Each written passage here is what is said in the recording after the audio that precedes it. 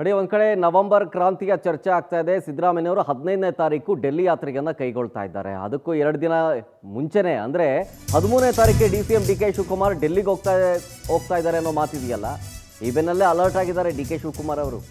ಯಾವುದೇ ರೀತಿಯಾದಂತಹ ಅನಗತ್ಯ ಸ್ಟೇಟ್ಮೆಂಟ್ ಕೊಡಬಾರ್ದು ಅಂತ ಸೈಲೆಂಟ್ ಆಗಿದ್ದಾರೆ. ಏನಾದರೂ ಸ್ಟೇಟ್ಮೆಂಟ್ ಕೊಟ್ಟರೆ ಎಡವಟ್ಟಾಗ್ಬಿಡುತ್ತೆ ಅಂತ, ಎಡವಟ್ಟಾಗಬಾರ್ದು ಅನ್ನೋ ಎಚ್ಚರಿಕೆಯ ಹೆಜ್ಜೆ ಇಡ್ತಾ ಇದ್ದಾರೆ. ತಮ್ಮ ಬೆಂಬಲಿಗರಿಗೂ ಕೂಡ ನಮ್ಮ ಪರವಾಗಿ ದಯವಿಟ್ಟು ಯಾರು ಮಾತಾಡಬೇಡಿ, ಹೆಚ್ಚು ಕಮ್ಮಿ ಆದರೆ ಮತ್ತೆ ಈ ಪ್ರಯತ್ನವೂ ವಿಫಲವಾಗ್ಬಿಡುತ್ತೆ ಅನ್ನುವಂಥ ಮಾತು. ಸೊ ಆ ಮೂಲಕ ಪಕ್ಷನಿಷ್ಠೆಯ ಸಂದೇಶ ರವಾನೆ ಮಾಡ್ತಾ ಇದ್ದಾರೆ. ಆ ರಣತಂತ್ರವನ್ನು ಎಣಿತಾ ಇದ್ದಾರೆ. ಈ ಹಿಂದೆ ತಮ್ಮ ಪರ ಬ್ಯಾಟಿಂಗ್ ಮಾಡಿದ್ದಕ್ಕೆ ನೋಟಿಸ್ ಕೊಟ್ಟಿದ್ರು, ಅವರ ಬೆಂಬಲಿಗರಾಗಿದ್ದರು. ಇದೀಗ ಸೈಲೆಂಟ್ ಅಸ್ತ್ರದ ಮೂಲಕ ಹೈಕಮಾಂಡನ್ನು ಓಲೈಕೆ ಮಾಡುವಂಥ ತಂತ್ರ. 1 ತಿಂಗಳಿಂದ ಯಾವುದೇ ಎಡವಟ್ಟು ಮಾಡ್ಕೊಂಡಿಲ್ಲ, ಎಚ್ಚರಿಕೆ ವಹಿಸಿದ್ದಾರೆ. ಸಿದ್ದರಾಮಯ್ಯ ಬೆಂಬಲಿಗರ ಕೆಂಗಣ್ಣಿಗೆ ಗುರಿ ಆಗಬೇಡಿ ಅಂತ ಅಲರ್ಟ್ ಕೊಡ್ತಾ ಇದ್ದಾರೆ.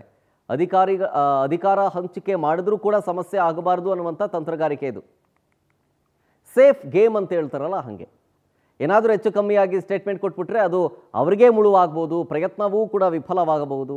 ಹಾಗಾಗಿ ಆಮೇಲೆ ಸಿದ್ದರಾಮಯ್ಯನವರ ಕೆಂಗಣಿಗೂ ಕೂಡ ಗುರಿ ಆಗಬಾರ್ದು. ಇಫ್ ಇನ್ ಕೇಸ್ ನಾಯಕತ್ವ ಬದಲಾವಣೆಯಾಗಿ DCM DK ಶಿವಕುಮಾರ್ ಅವರು CM DK ಶಿವಕುಮಾರ್ ಆಗಿಬಿಟ್ರೆ ಸಿದ್ದರಾಮಯ್ಯನವರ ಬೆಂಬಲಿಗರನ್ನು ನಾವು ವಿಶ್ವಾಸಕ್ಕೆ ತೆಗೆದುಕೊಂಡು ಹೋಗಬೇಕಾಗತ್ತಲ್ಲ. ಸೊ ಹಾಗಾಗಿ ಯಾವುದೇ ರೀತಿಯಾದಂಥ ಸ್ಟೇಟ್ಮೆಂಟ್ ಕೊಡದೇನೆ ಅಲರ್ಟ್ ಆಗಿರಿ ಅನ್ನುವಂಥ ಸೂಚನೆಯನ್ನು DK ಶಿವಕುಮಾರ್ ಅವರ ಬೆಂಬಲಿಗರಿಗೂ ಕೊಡ್ತಾ ಇದ್ದಾರೆ. ಇದರ ಬಗ್ಗೆ ಇನ್ನಷ್ಟು ಮಾಹಿತಿ ಪಡ್ಕೊಳ್ತೀನಿ ಪ್ರತಿನಿಧಿ ಆನಂದ್ ಅಂದುಗುಡಿ ಹತ್ರ. ಆನಂದ್, ಈಗ DCM DK ಶಿವಕುಮಾರ್ ಅವರು ಎಚ್ಚರಿಕೆಯ ಹೆಜ್ಜೆಯನ್ನು ನೀಡ್ತಾ ಇದ್ದಾರೆ. ಜೊತೆಗೆ ಸಿದ್ದರಾಮಯ್ಯನವರು ಹೋಗೋಕ್ಕೂ ಮುಂಚೆನೇ ಡೆಲ್ಲಿ ಯಾತ್ರೆಯನ್ನು ಕೈಗೊಳ್ತಾ ಇದ್ದಾರೆ ಅಂತ 13ನೇ ತಾರೀಕು. ಸೊ ಈ ಬೆನ್ನಲ್ಲೇ ಎಚ್ಚರಿಕೆ ಹೆಜ್ಜೆ ಅಂತಂದರೆ ಯಾವ ರೀತಿ?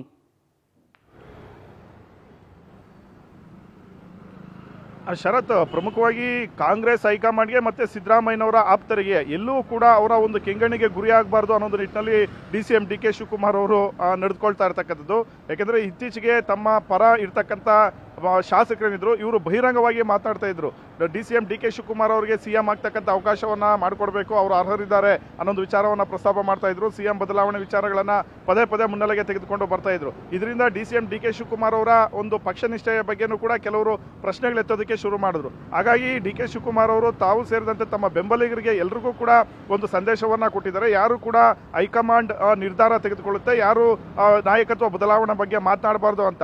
ಆ ಒಂದು ತಾಕೀತು ಹೋದ್ಮೇಲೆ ಕುಡಿಗಲ್ ರಂಗನಾಥ್ ಆಗಿರ್ಬೋದು, ಮಾಗಡಿ ಬಾಲಕೃಷ್ಣ ಮತ್ತೆ ಬಸವರಾಜ್ ಶಿವಗಂಗಾ ಸೇರಿದಂತೆ ಬಹಳಷ್ಟು ಅವರ ಆಪ್ತ ಶಾಸಕರು ಯಾರು ಕೂಡ ಬಾಯಿ ಮಿಡ್ತಾ ಇಲ್ಲ. ಅಂತಿಮವಾಗಿ ಹೈಕಮಾಂಡ್ ಏನು ನಿರ್ಧಾರ ತೆಗೆದುಕೊಳ್ಳುತ್ತೋ ಅದಕ್ಕೆ ನಾವು ಬದ್ಧರಾಗಿರ್ತೀವಿ ಅನ್ನೋ ಒಂದು ನಿಟ್ಟಿನಲ್ಲಿ ಒಂದು ಪಕ್ಷ ನಿಷ್ಠೆಯ ಒಂದು ಸಂದೇಶವನ್ನ ರವಾನೆ ಮಾಡೋದಕ್ಕೆ ಮುಂದಾಗಿರ್ತಕ್ಕಂಥದ್ದು. ಜೊತೆಗೆ DK ಶಿವಕುಮಾರ್ ಅವರು ಕೂಡ ತಾವು ಪಕ್ಷಕ್ಕೆ ಎಷ್ಟು ಲಾಯಲ್ಟಿ ಆಗಿದ್ದೀವಿ ಅನ್ನೋ ಒಂದು ವಿಚಾರವನ್ನ ಪದೇ ಪದೇ ಸಾಬೀತನ್ನ ಮಾಡ್ತಾ ಇದ್ದಾರೆ. ಹಾಗಾಗಿ ಸಿದ್ದರಾಮಯ್ಯ ಮತ್ತೆ ಅವರ ಆಪ್ತರು ಎಷ್ಟೇ ಮಾತನಾಡಿದ್ರು ಕೂಡ ಅದಕ್ಕೆ ಕೌಂಟರ್ ಕೊಡ್ತಕ್ಕಂಥ ಕೆಲಸವನ್ನ DK ಶಿವಕುಮಾರ್ ಅವರು ಮಾಡ್ತಾ ಇಲ್ಲ. ಕಳೆದ 15 ದಿನಗಳಿಂದಲೂ ಕೂಡ DK ಶಿವಕುಮಾರ್ ಅವರು ತುಂಬಾ ಸೈಲೆಂಟ್ ಆಗಿದ್ದಾರೆ. ಅಂತಿಮವಾಗಿ ಹೈಕಮಾಂಡ್ ತೀರ್ಮಾನ ಏನಿರುತ್ತೋ ಅದಕ್ಕೆ ನಾವು ಬದ್ಧವಾಗಿರ್ತೀನಿ ಅನ್ನೋ ಒಂದು ಸಂದೇಶವನ್ನ ರವಾನೆ ಮಾಡ್ತಾ ಇರ್ತಕ್ಕಂಥದ್ದು. ಸತೀಶ್ ಜಾರಕಿಹೊಳಿ, ದಿನೇಶ್ ಗುಂಡೂರಾವ್, ಕೃಷ್ಣ ಬೈರೇಗೌಡರು ಸೇರಿದಂತೆ ಬಹಳಷ್ಟು ಒಂದು ನಾಯಕರೇನಿದ್ದಾರೆ ಇವರು ಕೂಡ ನಾಯಕತ್ವ ಬದಲಾವಣೆ ಇಲ್ಲ. ಮತ್ತೆ ಪರಮೇಶ್ವರ್ ಅವರು ಕೂಡ ಪದೇ ಪದೇ ಹೇಳ್ತಾ ಇದ್ರು, ಸರ್ಕಾರ ಬಂದಂತ ಸಂದರ್ಭದಲ್ಲಿ ಪವರ್ ಶೇರಿಂಗ್ ವಿಚಾರವಾಗಿ ನಮ್ಮ ಬಳಿ ಯಾವುದೇ ರೀತಿಯ ಪ್ರಸ್ತಾವನೆ ಇಲ್ಲ ಅಂತ. ಆದ್ರೆ DK ಶಿವಕುಮಾರ್ ಅವರ ಆಪ್ತ ಬಳಗದಲ್ಲಿ ಪವರ್ ಶೇರಿಂಗ್ ವಿಚಾರಗಳ ಬಗ್ಗೆ ಪ್ರಸ್ತಾಪ ಆಗ್ತಾ ಇದೆ. ಅನಗತ್ಯವಾಗಿ ಗೊಂದಲ ಉಂಟಾಗಬಾರದು ಅಂತ DK ಶಿವಕುಮಾರ್ ಅವರು ತಮ್ಮ ಪಕ್ಷದ ಎಲ್ಲ ಒಂದು ಬೆಂಬಲಿಗರಿಗೂ ಕೂಡ ಸಂದೇಶವನ್ನ ರವಾನೆ ಮಾಡಿದ್ದಾರೆ. ಆ ಮೂಲಕ ಹೈಕಮಾಂಡ್ ಕೃಪಾ ಕಟಾಕ್ಷವನ್ನ ಪಡೆದುಕೊಳ್ಳೋದಕ್ಕೆ DK ಶಿವಕುಮಾರ್ ಅವರು ಸತತ ಪ್ರಯತ್ನಗಳನ್ನ ನಡೆಸ್ತಾ ಇರ್ತಕ್ಕಂಥದ್ದು. ಮತ್ತೊಂದೆಡೆ ಇದೇ ನವೆಂಬರ್ 11ನೇ ತಾರೀಕು DCM DK ಶಿವಕುಮಾರ್ ಅವರು ದೆಹಲಿಗೆ ಹೋಗಲಿದ್ದಾರೆ. ಈ ಸಂದರ್ಭದಲ್ಲಿ ಮಲ್ಲಿಕಾರ್ಜುನ್ ಖರ್ಗೆ ಮತ್ತೆ ರಾಹುಲ್ ಗಾಂಧಿ ಅವರ ಮತ್ತೆ ಸೋನಿಯಾ ಗಾಂಧಿ ಅವರನ್ನು ಕೂಡ ಭೇಟಿ ಮಾಡಿ ಈ ಪವರ್ ಶೇರಿಂಗ್ ವಿಚಾರವನ್ನ ಇತ್ಯರ್ಥ ಮಾಡ್ಕೊಳ್ಳೋದಕ್ಕೆ ಮುಂದಾಗಿದ್ದಾರೆ. ಇಂಥ ಸಂದರ್ಭದಲ್ಲಿ ಅನಗತ್ಯವಾದಂತ ಒಂದು ವಿವಾದ ಆಗಿರ್ಬೋದು ಅಥವಾ ಗೊಂದಲಗಳು ತಮ್ಮಿಂದ ಆಗಬಾರದು ಅಂತ DK ಶಿವಕುಮಾರ್ ಅವರು ಈಗ ಎಚ್ಚರಿಕೆ ನಡೆ ಅನುಸರಿಸತಕ್ಕಂಥದ್ದು. Sharath. Yes, thank you Anand.